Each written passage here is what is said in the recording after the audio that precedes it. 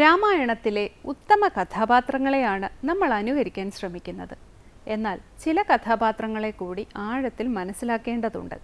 ആ കഥാപാത്രങ്ങൾ ഏതു തരത്തിലെ സ്വഭാവമാണോ പ്രകടമാക്കുന്നത് അതൊഴിവാക്കണമെന്ന് രാമായണം നമ്മെ ഓർമ്മപ്പെടുത്തുന്നു. രാവണൻ സർവശാസ്ത്രങ്ങളും പഠിച്ച ഒരു തപസ്വിയാണ്. അസാമാന്യമായ വീര്യവും ഇച്ഛാശക്തിയുമുള്ള ആളാണ്.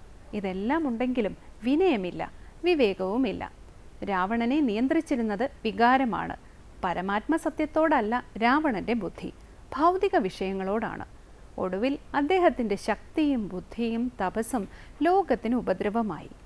വിനയവും വിവേകവും ഇല്ലെങ്കിൽ സ്വയം നാശത്തിന് കാരണമാകുമെന്ന് രാവണൻ നമ്മെ പഠിപ്പിക്കുന്നു. മഹാശക്തനായ ബാലിക്ക് വിനയായി തീർന്നത് കാമമാണ്. മന്ദരയുടെ ഏഷണി വിശ്വസിച്ചത് കാരണം കൈകേയിക്ക് നഷ്ടമായത് സ്വസ്ഥതയും ബന്ധുക്കളെയുമാണ്.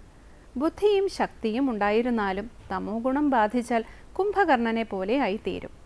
രാമനും രാവണനും ബാലിയും എല്ലാം നമ്മുടെ ഉള്ളിൽ തന്നെയാണ്, അല്ലെങ്കിൽ നമുക്ക് ചുറ്റുമാണ്. ശ്രേഷ്ഠമായ ഭാവങ്ങളെ പിന്തുടർന്ന് മുന്നേറാനാണ് നമ്മുടെ ധർമ്മശാസ്ത്രങ്ങളെല്ലാം ഓർമ്മപ്പെടുത്തുന്നത്.